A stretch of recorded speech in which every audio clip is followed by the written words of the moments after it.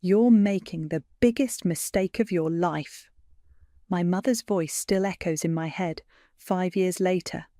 The way she gripped her wine glass that night, knuckles white, you'd think I'd announced I was joining a cult instead of getting married. I'm Summer, and this is the story of how I watched my family's empire crumble while building my own. But let me take you back to that dinner first, the night everything changed. "He's a nobody," my father growled, jabbing his fork toward me. "A street artist who'll never amount to anything. Is this how you repay us for your education, for everything we've given you?" I sat there, 27 years old, an MBA from Stanford under my belt, being lectured like a teenager who'd stayed out past curfew. Across the table, my sister Kira smirked into her salad. Her husband Owen reached for the bread basket, trying to look anywhere but at me. "Kylan sells his paintings," I said quietly. "He's talented. He just needs—" "Needs what?" Kira cut in. "A miracle? God, Summer, I thought you were smarter than this. Owen's firm is hiring in accounting. You could—" "I'm not breaking up with him." My voice was steady, even as my hands shook under the table. "I'm marrying him. I love him." My mother set down her glass with a sharp clink. "Love doesn't pay bills, darling. Look at your sister. She married sensibly, a proper match." "I don't want a proper match," I said. "I want Kylan." "Then you want nothing to do with this family." My father's words fell like stones. "No trust fund, no connections, no help. You're choosing this vagrant over your future." I stood up, my chair scraping against the hardwood. "He's not a vagrant, he's brilliant, and one day you'll all see that." "The only thing we'll see," Kira drawled, "is you crawling back when you're tired of eating ramen in a studio apartment." I left without another word. That was the last time I sat at their table. 5 years later, I'm sitting in my own kitchen, sipping coffee and reading an email that just popped up. From Kira, the first contact in years. "Dear Summer, I hope this finds you well. It's been too long, and I've been thinking about family lately. Would you like to meet for coffee? Just sisters, catching up. I miss you." I almost laugh out loud. Kira doesn't miss anyone except herself. Something's wrong. I can smell it through the screen. "Everything okay?" Kylan appears behind me, fresh paint on his fingers. He kisses the top of my head, peering at my laptop. "Is that from—" "Kira," I confirm, wanting to catch up. He tenses slightly. "You don't have to see her." "No," I say, already typing a reply. "But I want to. Something's happening with them. I can feel it." Kylan squeezes my shoulder. "Just be careful. They hurt you once." I reach up and touch his hand, remembering those early days. Our tiny apartment, the rejected gallery submissions, the nights I spent building spreadsheets and contact lists while he painted, the whispers at country club events about how I'd thrown my life away. If they only knew. "I'll be fine," I tell him. "They can't hurt me anymore. We made sure of that." My phone buzzes. Kira's reply comes instantly. "Tomorrow at 10 a.m. at some overpriced cafe downtown." Of course she picked the most expensive place she could think of. I close my laptop and follow Kylan to his studio. Massive canvases line the walls, each worth more than my parents' Mercedes. He's working on a new piece, all bold strokes and hidden meanings, just like our life together, more than meets the eye. "Want to know something funny?" I ask, watching him work. They still think we're struggling. After all this time, they probably imagine us in some cramped rental, eating cheap takeout. Kylan grins, adding a streak of gold to the canvas. Let them think what they want. We know better. My phone buzzes again. This time it's Elisa, our gallery director. "Major collector interested in the Blue series, offering 7 figures. Call me." I smile, typing a quick response. Then I reply to Kira. "See you tomorrow, sis." Let her think I'm desperate for family connection. Let her think I'm still the foolish little sister who threw everything away for love. Tomorrow, I'll find out what's really going on, but for now, I have an empire to run. The cafe Kira chose screams old money, all crystal chandeliers and white tablecloths. I arrive early, wearing my struggling artist's wife costume, simple sweater, minimal makeup, no designer labels. The hostess eyes me suspiciously until I mention my sister's name. "Oh, Mrs. Phillips's table, right this way." I spot Kira immediately. She's thinner than I remember, her perfectly highlighted hair unable to hide the stress lines around her eyes. She stands to air-kiss my cheek, designer perfume overwhelming. "Summer, darling, you look healthy." Translation: "You look poor but well-fed." I smile blandly. "You too, Kira, though maybe a little tired." A flicker of something, anger, worry, crosses her face before she masks it. "Oh, you know how it is. Owen's business keeps us so busy. The social obligations alone." "I wouldn't know," I say, settling into my chair. My social calendar is pretty light these days. The waiter appears. Kira orders a $20 green smoothie. I ask for black coffee, watching her try not to wince at my pedestrian choice. "So," she starts, fidgeting with her wedding ring. "How's Kyle?" "Kylan," I correct. "He's painting, always painting." "Still?" She forces a laugh. "I mean, hasn't he considered something more stable? Owen's firm is always—" "He's doing fine," I cut in. "We're doing fine." My phone buzzes. It's Elisa. "Dubai collector offering stupid money for the entire red collection. Call me." I silence the phone as Kira leans forward, dropping her voice. "Look, Summer, I'll be direct. Mum and Dad are concerned about you, about your future. After 5 years of silence, how thoughtful." "Don't be difficult," she snaps, then catches herself. We hate seeing you struggle, and with everything that's happening." "What's happening?" She sits back, smoothie untouched. "Nothing. Just the economy, you know? Everyone's feeling it. Even Owen says—" My phone buzzes again. This time it's Haley. "Tokyo gallery emergency. Need approval for shipping insurance. 12 months SIM value." "Sorry," I murmur, typing a quick response. "Work stuff." "Oh, where are you working these days?" "Just admin work for an art gallery." Kira's eyes light up with pity. "Oh, sweetie, is that what it's come to? You had such potential." I think back to those early days. Kylan painting in our tiny living room while I worked 3 jobs. Nights spent cold-calling galleries, building websites, networking with art critics. The first big sale. How we celebrated with cheap champagne, dreaming of more. "We all make choices," I say simply. "Yes, well, about choices." Kira's voice turns syrupy sweet. "Dad's been thinking he might have a position available, entry level of course, but—" A commotion near the entrance draws our attention. A woman in expensive yoga wear is arguing with the hostess, her voice carrying. "What do you mean my card was declined? Do you know who I am? Call my husband's office." Kira pales slightly, suddenly very interested in her smoothie. "Everything okay?" I ask innocently. "Fine, everything's fine." She fumbles with her phone. "Oh, look at the time. I should go. Owen needs me for a thing." As she stands, I notice her designer bag. It's a knockoff. A good one, but I've spent enough time in the luxury market to spot the difference. "Kira," I say softly, "what's really going on?" "Nothing." She's gathering her things too quickly. "I'll have Mum call you about that job offer. Just think about it, okay?" She hurries out, leaving me with the bill. Classic Kira.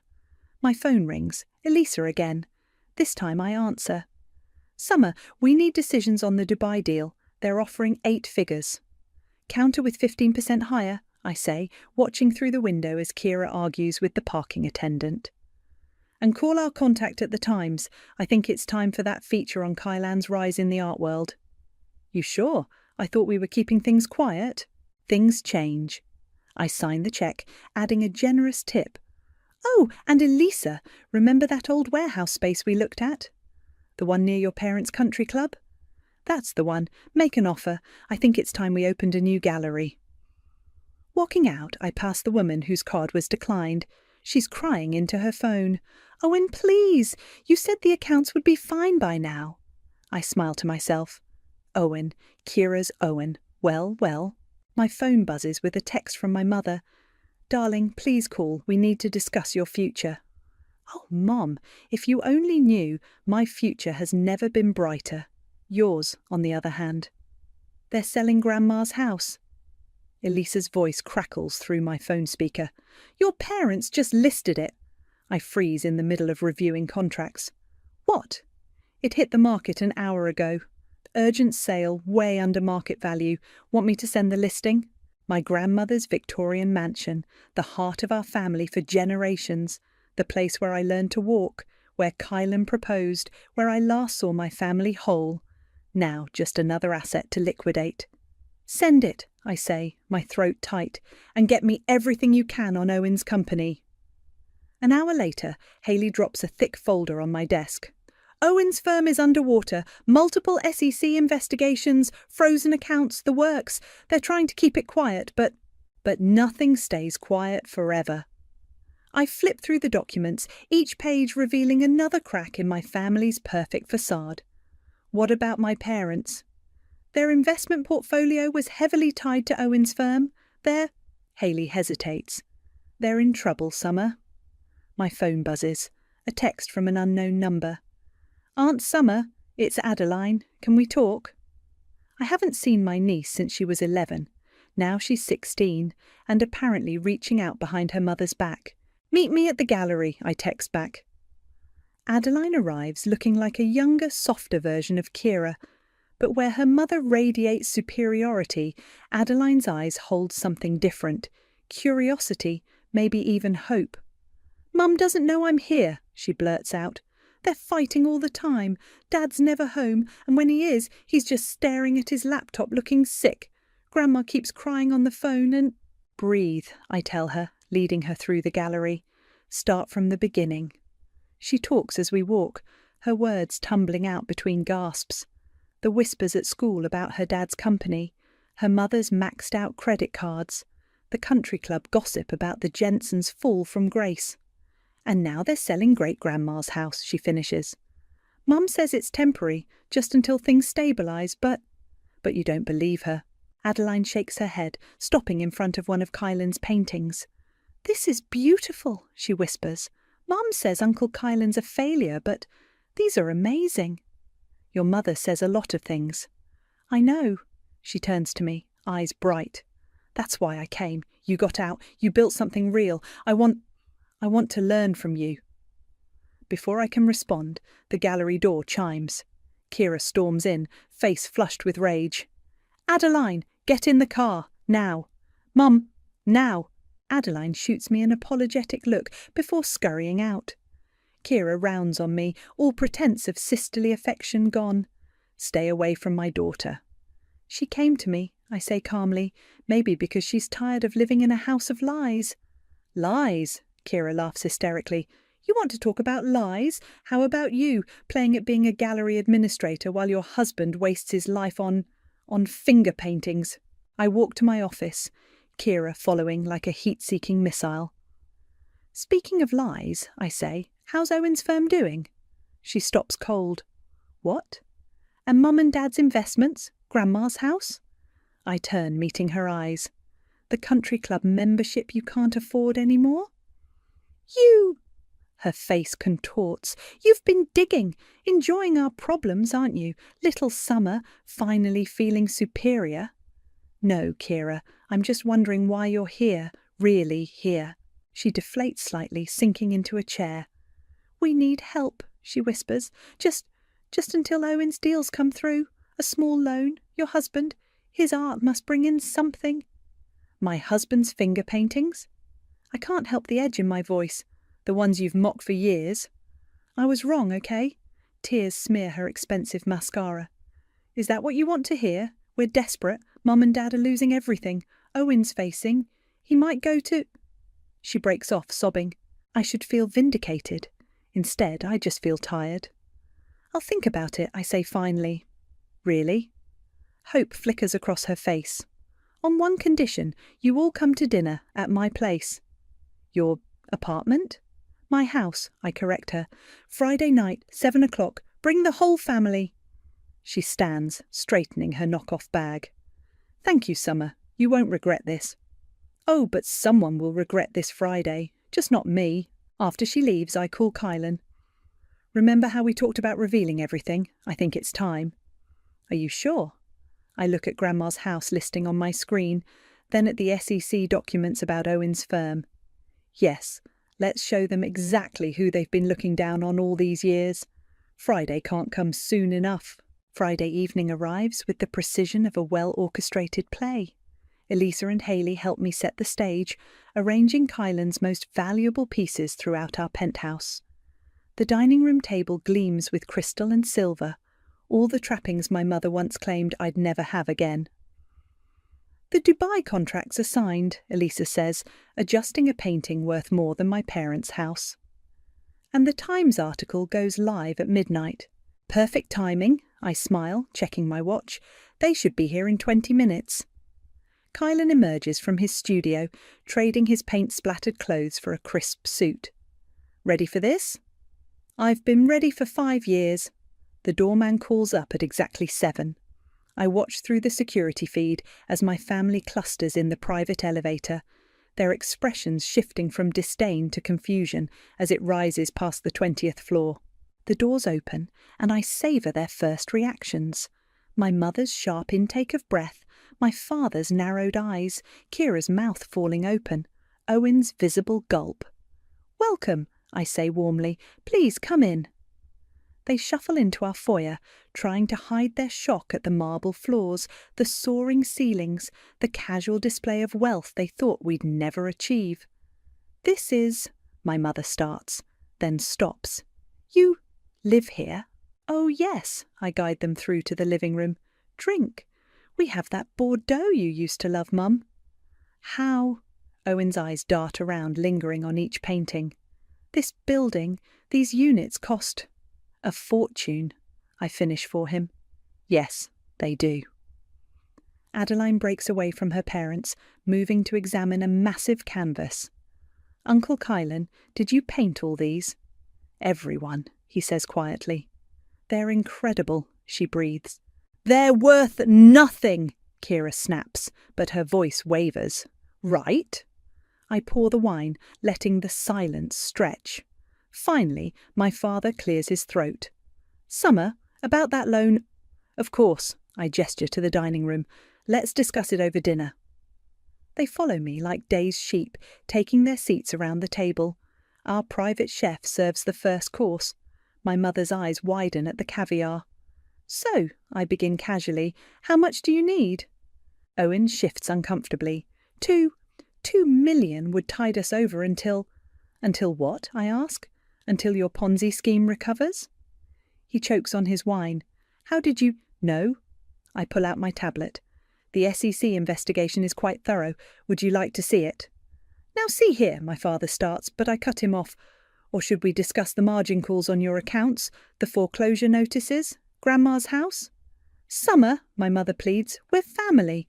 "Family?" I laugh. "Now we're family. Not when you cut me off. Not when you spread rumours about my poor life choices." "We were protecting you," Kira bursts out. "That's what families do." "No," I stand, pressing a button on my phone. The far wall lights up with a projection. Financial statements, bank accounts, property deeds. This is what families do. They support each other, build each other up, not tear each other down. They stare at the numbers, millions, tens of millions, all under Kylan's name and mine. "That's impossible," Owen whispers. "Is it?" I swipe to the next screen. Press coverage, gallery openings, auction results. "While you were all pitying us, we built an empire. Every painting you mocked. Collectors fight over them now." "But—" my father's face is ashen. "You said you were just a gallery administrator." "I'm the CEO," I correct him, "of all of it. The galleries, the auctions, the international sales. Every piece of art Kylan creates, I turn into gold." Silence falls. Even Kira seems speechless. "So yes," I continue, sitting back down. "I could loan you 2 million. I could save Grandma's house. I could fix everything you broke." Hope flickers across their faces. "But I won't." "What?" My mother gasps. Actions have consequences, I say softly. You taught me that, remember, when you cut me off? Summer, please. Kira reaches for my hand. I pull away.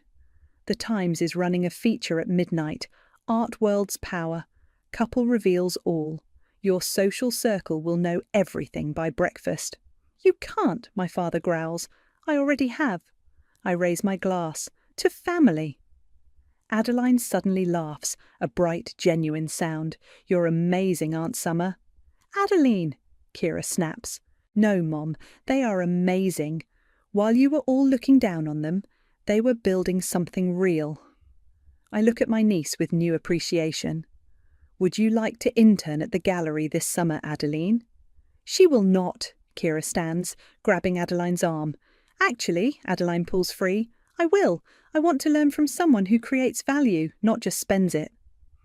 The look on Kira's face is worth every struggle of the past 5 years. Dinner isn't over, but the real feast, revenge, is just beginning to be served. The rest of dinner unravels like a badly knit sweater. My mother alternates between tears and attempts at manipulation. My father's face grows redder with each sip of the wine he can no longer afford. Owen stares at his phone, watching his company's reputation implode in real time as the Times article goes live early. This is a mistake, Kira hisses, gripping her water glass. You're destroying this family. No, I reply calmly. You did that yourselves. I'm just refusing to fix it. After everything we did for you, my mother starts. Everything you did for me? I set down my fork. Let's talk about what you did for me. Remember Sarah's wedding? Kira pales. Summer, don't. No, let's tell this story. I turn to Adeline. Your mother told everyone at our cousin's wedding that I was only with Kylan because he was secretly wealthy, that I was a gold digger. Remember that, Kira? I was trying to save your reputation. By lying, when you thought we were poor? I laugh. The irony is delicious. My father slams his hand on the table. Enough! You've made your point. You're successful. Fine. But we're still your parents. Are you? I stand, walking to the window. Parents support their children. They don't bet against them. They don't spread rumours. They don't... We were right, he roars. Look at you now, cold, vindictive, enjoying our suffering. Larry, my mother touches his arm. Please. No, Tatum, she sits in her ivory tower judging us after we gave her everything. Everything except faith, Kylan speaks for the first time. Everything except respect. Owen's phone pings loudly. His face goes ash white. The SEC! They're announcing the investigation. It's public. Kira grabs his phone, scrolling frantically. No, no, no! Your accounts will be frozen by morning, I tell them. The country club membership, cancelled. The private school tuition for Adeline, due next week, and Grandma's house. I pause. Well, that's already gone. You knew, my mother whispers. You knew all of this was coming. Of course I knew. I have better lawyers than you do.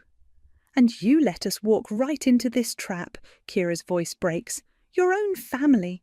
Like you let me walk into that dinner 5 years ago, knowing Dad was planning to cut me off, knowing Mom had already cancelled my credit cards. Silence falls. Even Adeline looks shocked at this revelation. You knew? I ask Kira. You all knew? We thought... My mother dabs at her eyes. We thought a little hardship would bring you to your senses. Instead, it brought me success. I press another button on my phone. A screen lights up with a familiar address. Oh, look! Grandma's house just sold. Already? My father stands. That's impossible. It was only listed... This morning. Yes, I bought it. The silence is deafening. You... Kira's mascara runs as tears fall. You bought our childhood home? Someone had to preserve the family legacy. I shrug. Since you were all so busy destroying it. Owen's phone pings again, and again. The news is spreading. Please, he begs. Summer, we can work something out. I have connections. Had connections, I correct him, past tense. Adeline moves to stand beside me. Can I still intern at the gallery? Of course. Adeline, Kira shrieks. Get back here. No, Mom, I'm staying. Someone needs to learn from this mess. My mother rises shakily. We should go. Clearly we're not welcome here. Oh, but you are, I smile. Stay for dessert. We're having humble pie. You think you're so clever, my father spits. So superior, but money doesn't make you better than us. No, I agree. Your actions made me better than you.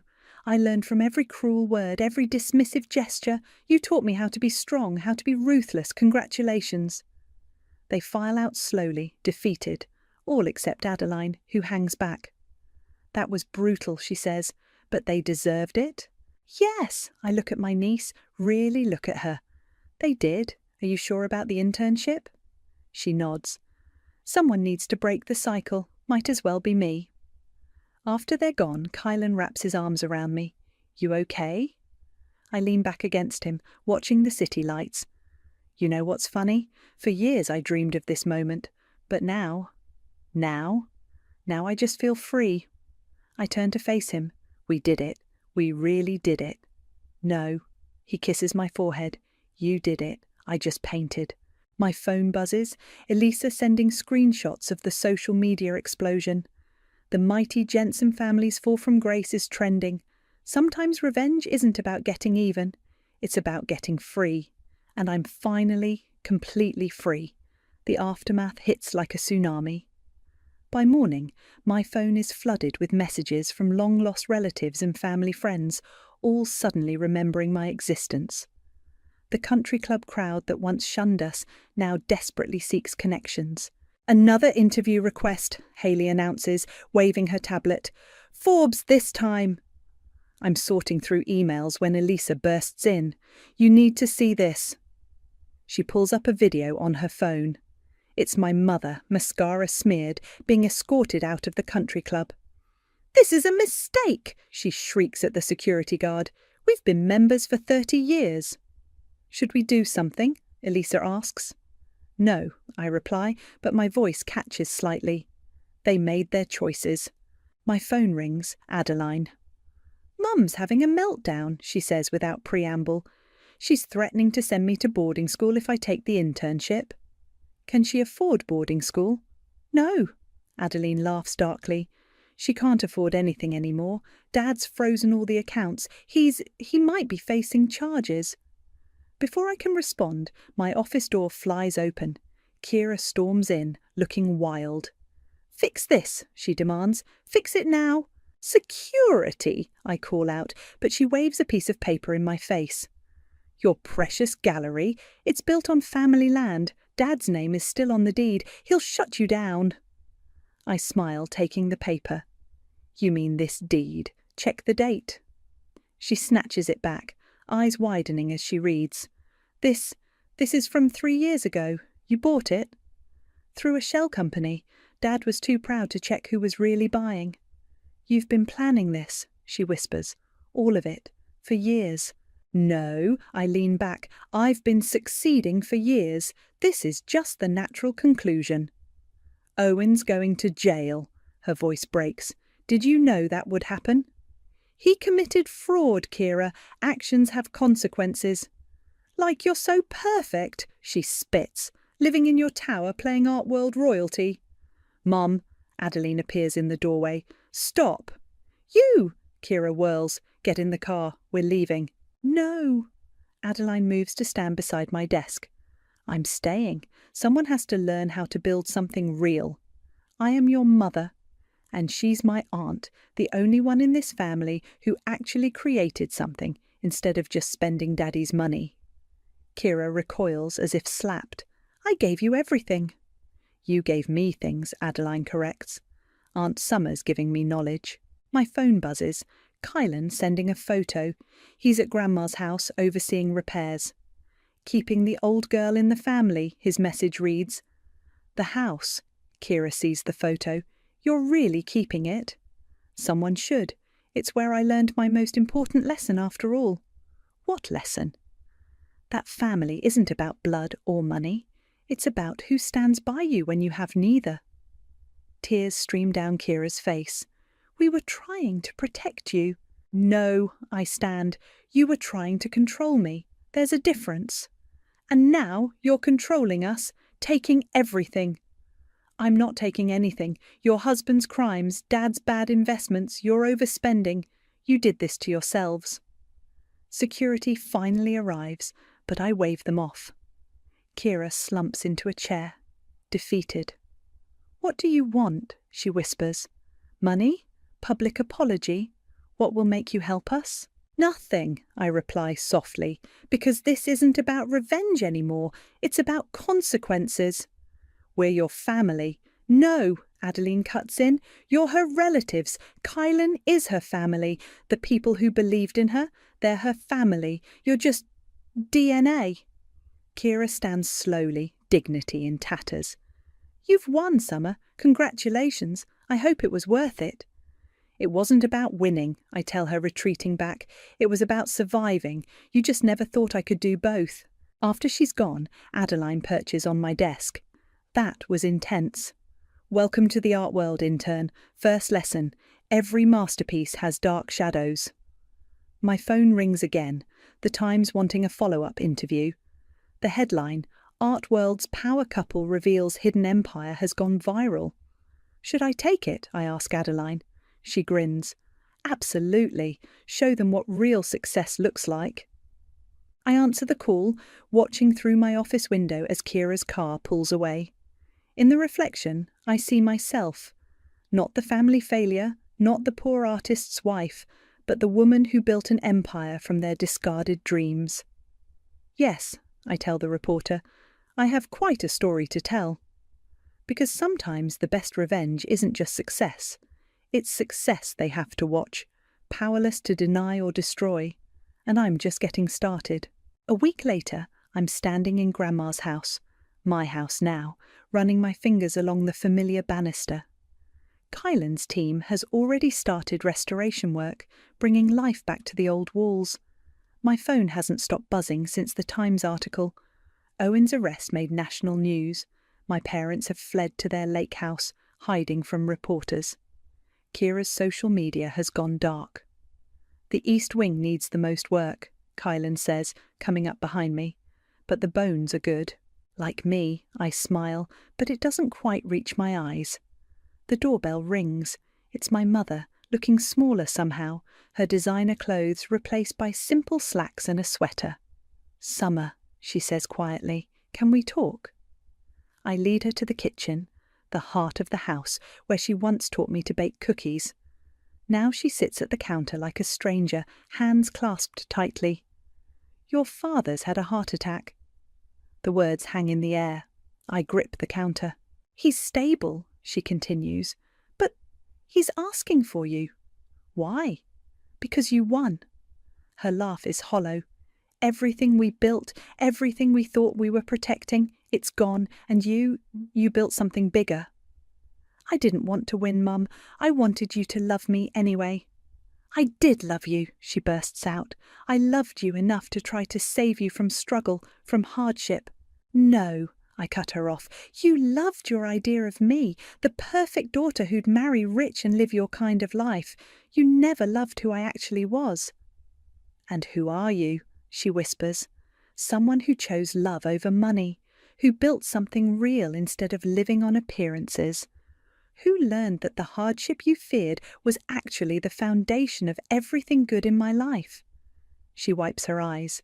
Your father, he wanted to tell you he's proud, finally proud. Too late. Is it? She reaches for her purse, pulls out an old photo. It's me at 5, covered in paint, beaming at the camera. You always were the artist. I was just too blind to see it. The front door opens. Adeline arrives for her first day of internship. She freezes when she sees my mother. Should I come back? No, I say. Stay. You're family now. My mother flinches at the words. Tatum, she starts. That's what you never understood, I tell her. Family isn't inherited. It's built, like success, like respect. Can it be rebuilt? She asks softly. Before I can answer, my phone rings. It's Elisa. The Dubai collection just sold, triple the estimate. Good, I say. Transfer the usual percentage to the foundation. Foundation? My mother asks. The Dean Foundation for Arts Education? Adeline explains. Aunt Summer funds scholarships for artists who need support, like Kylan once did. My mother's face crumples. All this time, while we were looking down on you. You were looking the wrong way, I finish. Now, if you'll excuse us, Adeline has her first lesson in gallery management. Summer, please, your father is in the best hospital, receiving the best care, because despite everything I made sure of that, not out of love, but because I'm not like you. I don't destroy people just because I can. She stands slowly. When did you become so strong? The day you made me choose between your approval and my happiness. I chose happiness. Everything else, the success, the money, the power, that was just a bonus. And revenge? She asks quietly. That was justice, natural consequences, the universe balancing its books. She walks to the door, then turns. The house, will you keep it in the family? I am keeping it in the family, my family, the one I chose. After she leaves, Adeline helps me sort through old photos, deciding which to keep, which to store away. Was it worth it? She asks. The revenge? I look around the house, at Kylan sketching in the corner, at the young intern eager to learn, at the empire we built from nothing but talent and determination. Revenge wasn't the goal, I tell her. Success was, living well was. They just happened to look like revenge to people who thought I'd fail. My phone buzzes again. Another interview request. Another offer for Kylan's work. Another chapter in the story they never thought I'd write. Ready for your first lesson? I ask Adeline. She nods eagerly. Success isn't about proving people wrong. It's about proving yourself right. Outside, a moving truck arrives with the first pieces for the house's new gallery space. Inside, the ghosts of old hurts finally begin to fade. Sometimes the best revenge isn't revenge at all. It's living so fully, so successfully, that those who hurt you become footnotes in your story instead of its authors. And my story? It's just beginning. The gallery opening at Grandma's house draws hundreds. Art critics mingle with collectors, champagne flows, and Kylan's newest collection commands the restored walls. But it's the small gallery upstairs that matters most. A hidden gem featuring young, unknown artists, each supported by our foundation. This is incredible, Adeline says, now confident in her role as assistant curator. Look at the turnout. I'm about to respond when I spot them, my parents, lingering uncertainly at the entrance.